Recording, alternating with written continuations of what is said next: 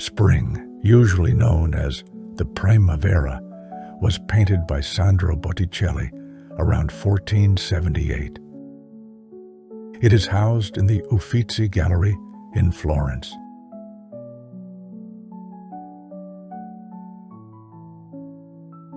The painting was commissioned for Lorenzo di Pierfrancesco de' Medici, a relative of Lorenzo the Magnificent, on the occasion of his marriage to Semiramide Appiani. The title was attributed to it by a note from Vasari. Venus, whom the Graces adorn with flowers, heralding spring. The sources of Botticelli's inspiration include Ovid's Metamorphoses, the works of Lucretius, and Poliziano's Stanze.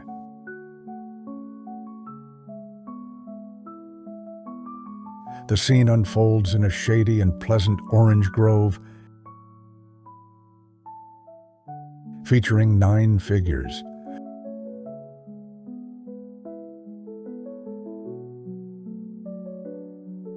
On either side of the composition, 2 male figures appear. On one side, the bluish Zephyrus. On the other, Mercury, draped in a precious red cloth.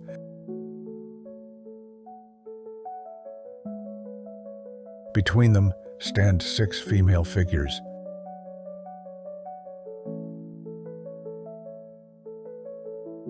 Entwined in Zephyrus's embrace as he captures her mid-flight, a startled Chloris appears, with her transformed self beside her, Flora, goddess of spring, scattering flowers. At the center of the composition stands a gentle and reserved Venus, accompanied in the foreground by 3 dancing maidens, the Graces. Above them all, directly above Venus, a winged and blindfolded Puto flies, ready to shoot one of his arrows. He is Eros, the son of Venus. Beyond its mythological dimension, the painting illustrates a moment of serene tranquility among pagan deities, yet it conceals within itself a vast network of overlapping symbolic meanings. These intertwine, making it one of the most conceptually complex works in the history of art, inspiring multiple interpretations that do not contradict one another, but rather complement each other, allowing us to immerse ourselves in its beauty and grasp the numerous layers of meaning it conveys.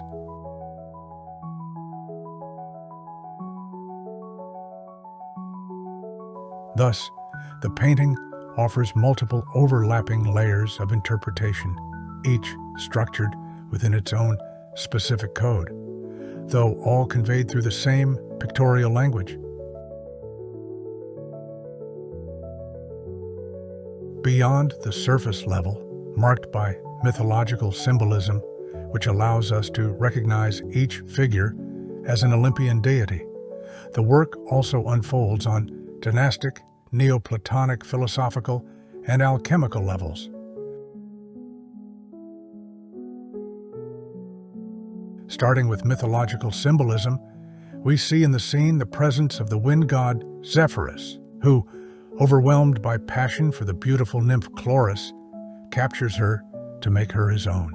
It was spring, I wandered. Zephyrus beheld me, I withdrew. He pursued, I fled, he was stronger. Ovid, Fasti 5. Zephyrus represents the fertile force of nature, driven by burning passion, whose vital energy transforms existence. Indeed, the young nymph Chloris transforms into the bountiful Flora, goddess of spring, who, rich with flowers, fertilizes the earth, making it bloom with an abundance of colors and fragrances. My husband filled me with an abundance of flowers and said, "Goddess, have dominion over the flowers."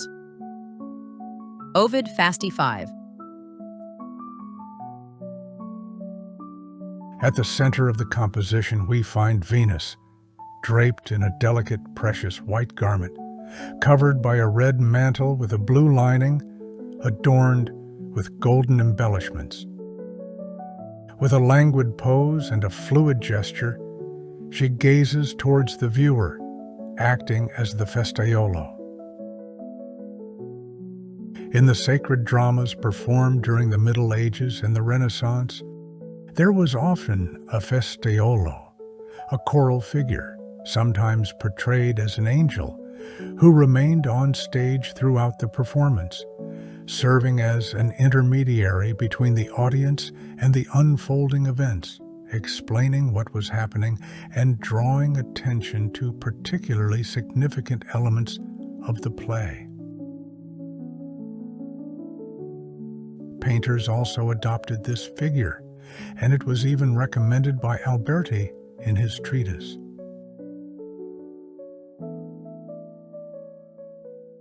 Here, Venus engages the viewer with her gaze and seems to gesture a greeting with her hand, as if inviting them into the realm of peace and graceful beauty in which she resides. We recognize from her attire that she is the celestial Venus, also known as Venus Urania. One is more ancient and has no mother, being the daughter of heaven, and we call her celestial, or Uranian Aphrodite. The other is younger and the daughter of Zeus and Dion, and we call her Pandemos, Plato Symposium. This Venus, chaste and temperate, presides over the peace and prosperity that reign in the blossoming grove. With her hand, she invites us to observe the evolution of Zephyrus's passionate desire for Chloris, which, despite its ardor, has borne fruitful outcomes. She encourages the viewer to elevate their thoughts and draw inspiration from the three young women who dance harmoniously.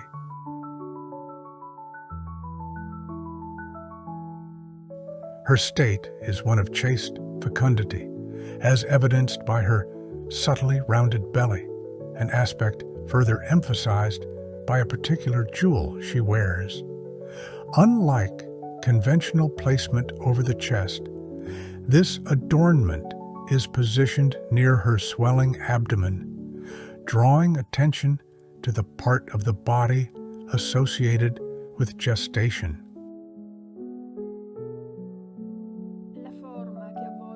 The setting of the red gemstone is shaped like a crescent moon, reminiscent of the lunula, an amulet worn by Roman women as a talisman and protector of fertility.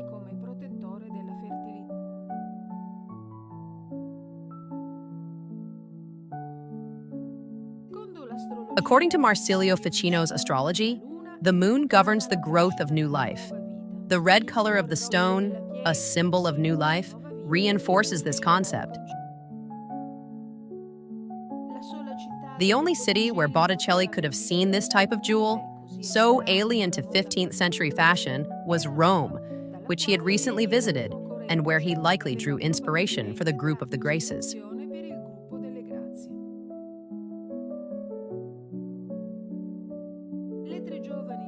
The three young women dancing in a circle are the Graces, divine beings.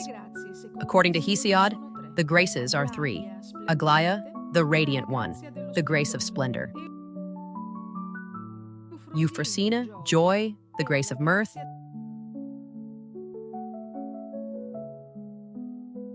Thalia, prosperity, the grace of flourishing;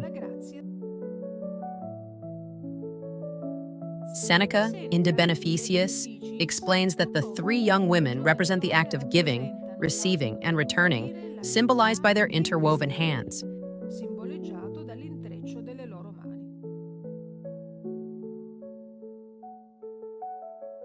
They embody the ideal perfection to which humanity should aspire, and, according to some authors, the three essential qualities of a woman in the classical perspective.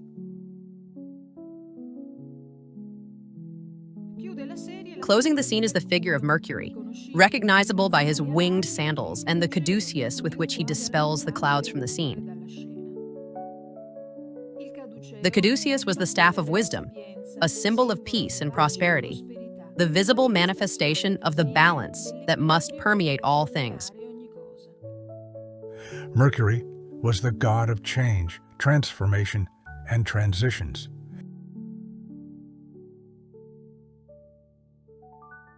His Greek name, Hermes, gives rise to the term hermetic, meaning obscure or hidden, and to the word hermeneutics, which defines the art of interpreting hidden meanings.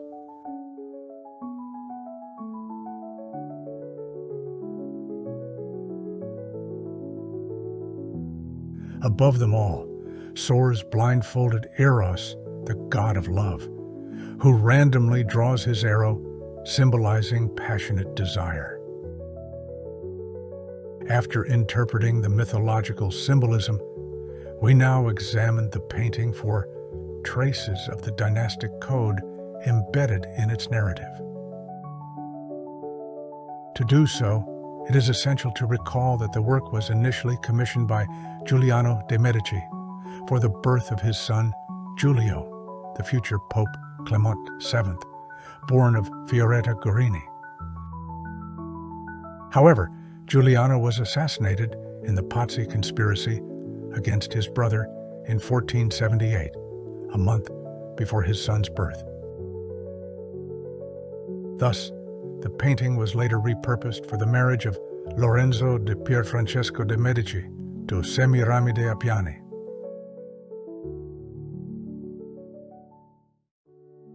Thus, Mercury, originally intended to portray Giuliano, became a likeness of Pierfrancesco, with Venus resembling Fioretta Guerini. The grace in the back would depict the newlywed Semiramide Appiani, although some suggest it may originally have been the portrait of the beautiful Simonetta Vespucci, who had a passionate relationship with Giuliano de' Medici. The grace on the right appears to depict the Milanese Caterina Sforza, daughter of Galeazzo Maria Sforza and mother of Giovanni delle Bande Nere, born Ludovico de' Medici. When admiring Primavera, one generally doesn't focus on the jewels, but rather on the dreamy symbolic atmosphere created by the mythological figures. Yet the jewels in Primavera add further beauty and coherence to this perfectly executed work across all levels of interpretation.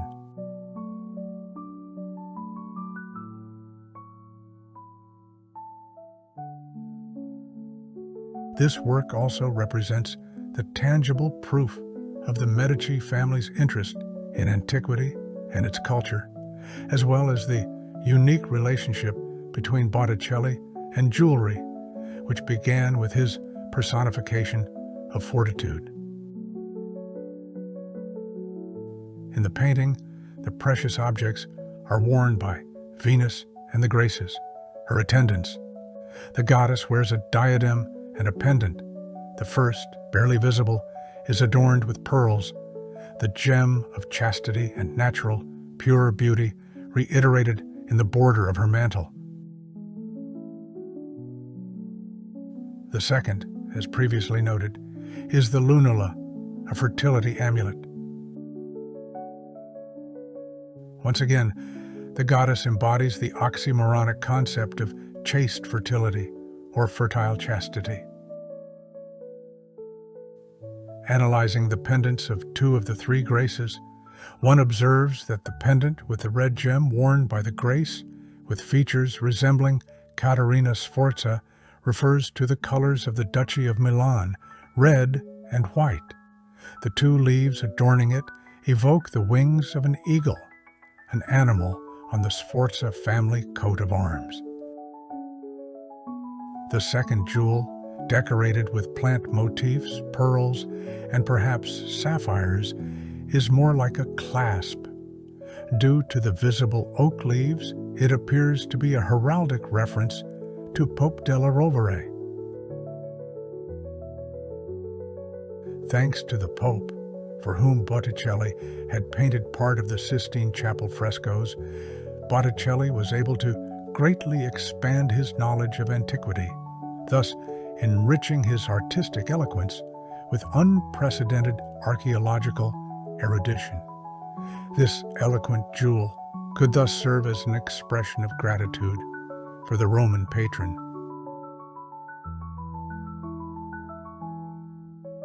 However, it should be considered that among the meanings attributed to the graces by humanists was that of emblems of concord. So, the necklace may have had the even more decisive function of expressing the hoped-for peace for the cities of Rome, Milan, and Florence, personified by the three young women. At this point, in delving deeper into the visual text, it is necessary to consider the symbolism linked to Neoplatonism, the philosophical current in which Botticelli was immersed, attending, along with many other artists at the Medici court, the Neoplatonic Academy of Marsilio Ficino.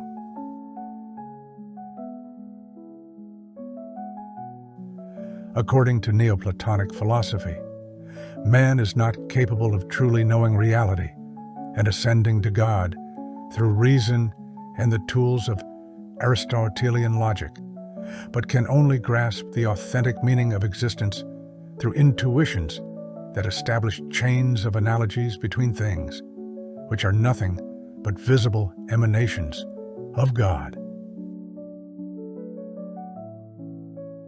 Thus, according to this philosophical theory, the divine meanings of what surrounds us are multiple and can only be known by analogy through mental association and mystical intuitive learning.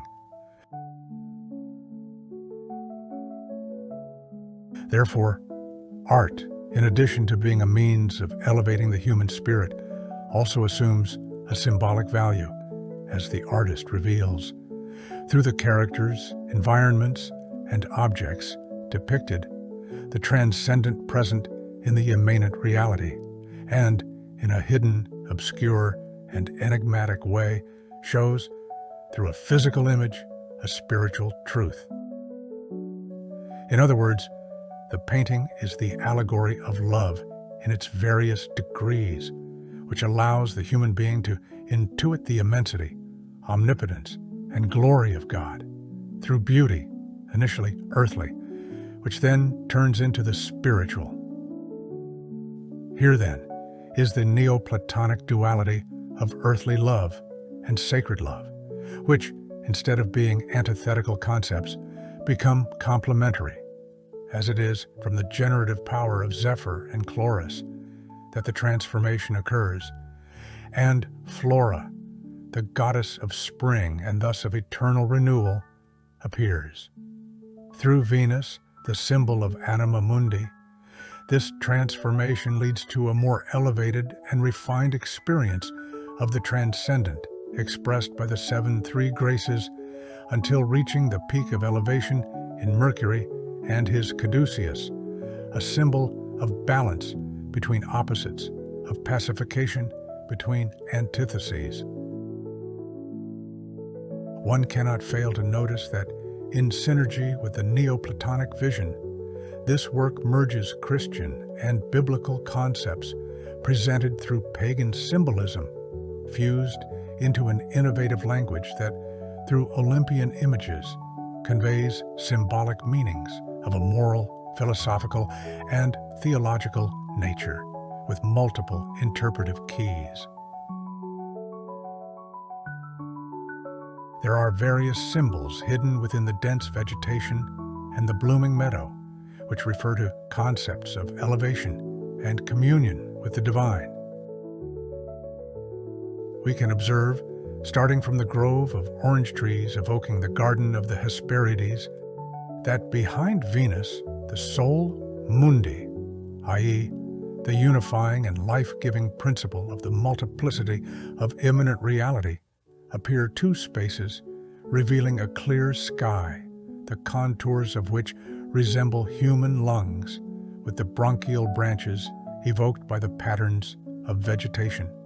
On one side, a dull and somewhat venous zephyr is contrasted with a sanguine and arterial Mercury, opposites that circulate the vital fluid present in the scene, purifying it and transforming it through the breath of Venus.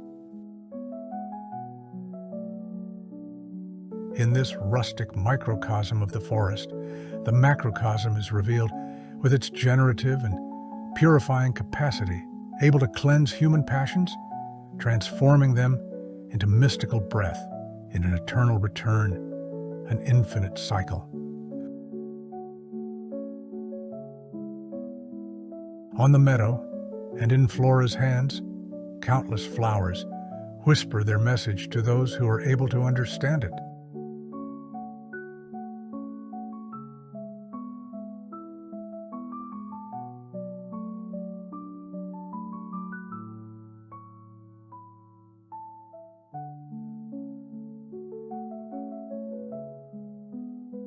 First, there are the orange trees, which speak of marriage and hide within them the emblem of the Medici family, emphasizing the reference to the matrimonial union between Pier Francesco and Ceramide. Their song is interwoven with that of the roses, a symbol of love, being among the plants sacred to Venus, like violets and myrtle, which allude to fertility and fidelity.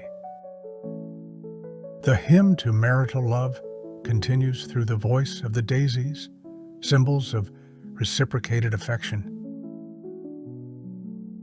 The voice of chamomile abounds, symbolizing strength, endurance against the adversities of life, patience, and inner calm.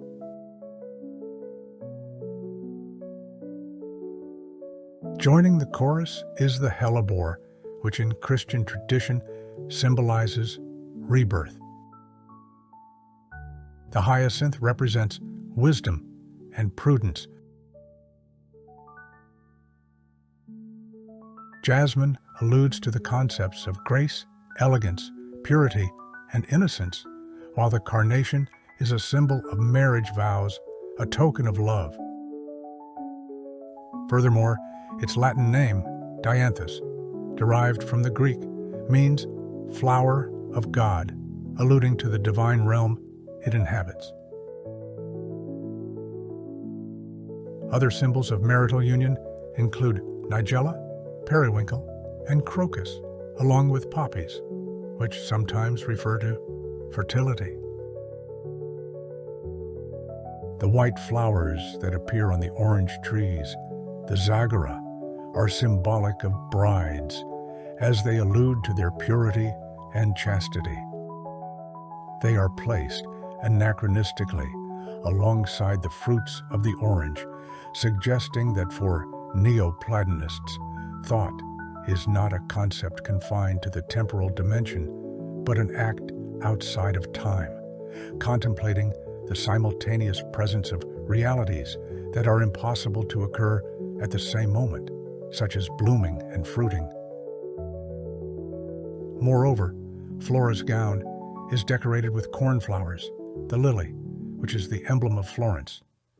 The very name of the Tuscan city, the ancient Florentia, derives from Flora, alluding to her continuous capacity for regeneration, and therefore to her eternity.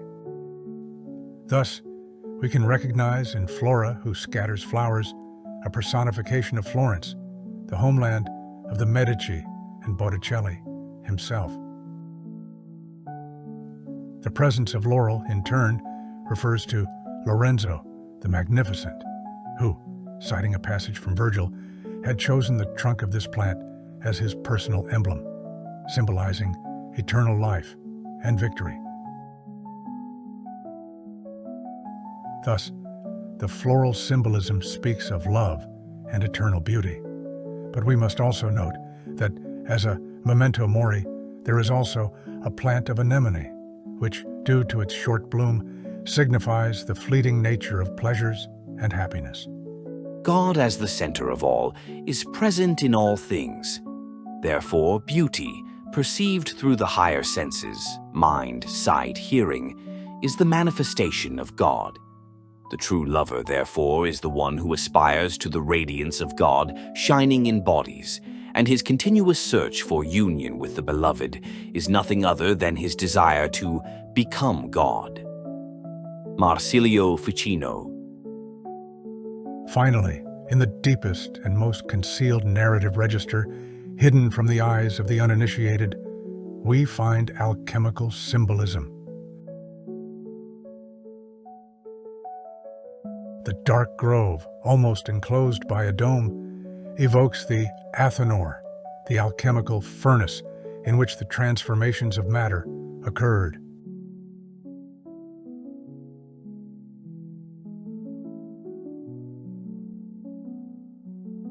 There, the bow and arrow wielded by Eros symbolize fire, the necessary energy for the transformative processes.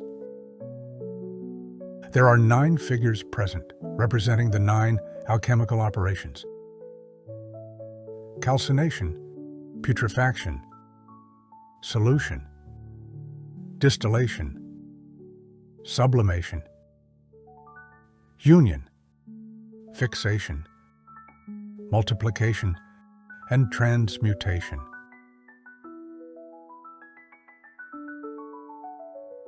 Zephyr corresponds to calcination, and Chloris to putrefaction, which gives birth to Flora, the personification of solution. Venus functions as the distillation of passions, which, through Eros's intervention, undergo sublimation, and in the 3 graces, we see the stages of union, fixation, and multiplication, to be together transformed by Mercury, who is the personification of transmutation. The concept of transmutation lies at the heart of the work. Everything transforms and ascends, purifying itself. Just as in the great work, matter is perfected through the alchemical process.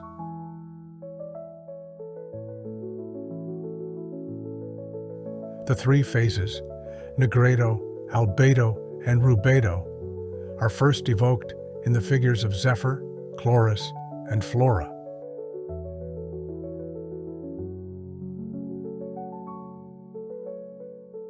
The triplicity of the great work is further emphasized by the presence of the 3 dancing graces.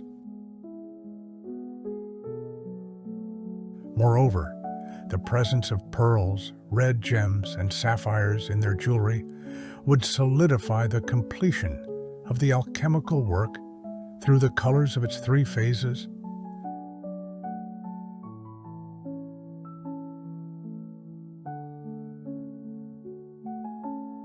The colors worn by Venus are red, blue, and white, representing the elements foundational to the alchemical transformation: sulfur, mercury, and salt, the latter acting as the unifying element.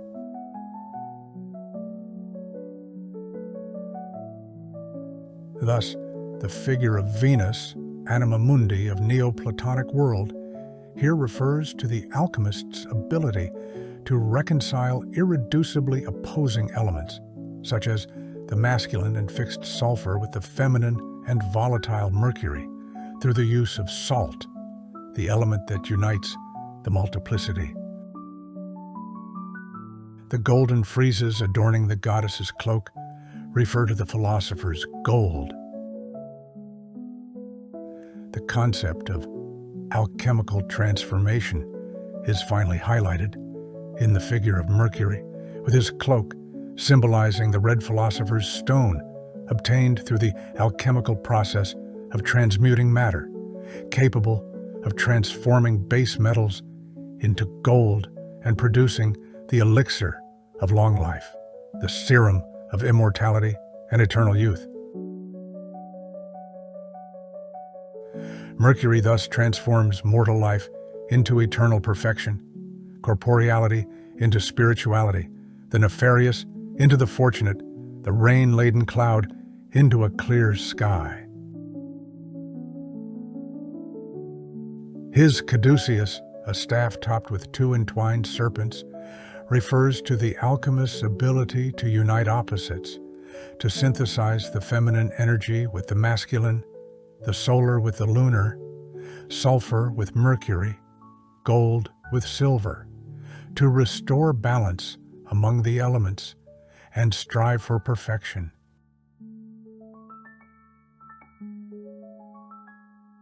The very presence of Mercury, whose Greek name is Hermes, is a tribute to the figure of the renowned alchemist Hermes Trismegistus, author of the Corpus Hermeticum and founder of the philosophical tradition of Hermeticism.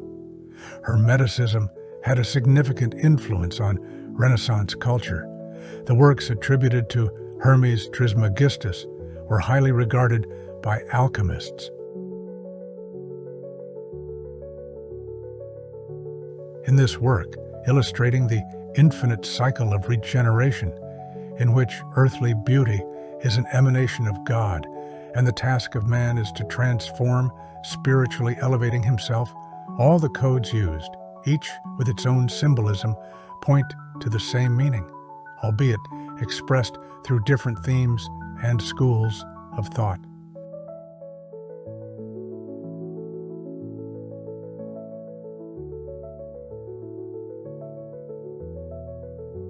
In this grove, metamorphosis occurs. Carnal pleasure transforms into transcendental ecstasy, coarseness into refinement, materiality into spirit, immanence into transcendence, earthly life into divine existence.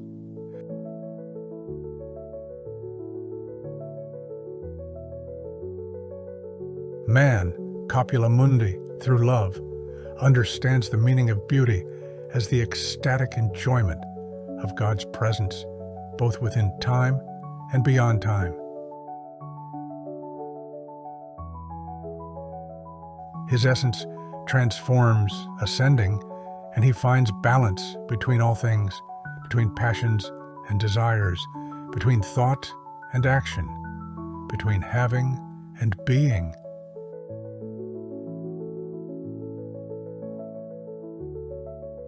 Welcomed by Venus's smiling presence in Botticelli's Spring Grove, Man, eternally renewed, transforms himself into divinity.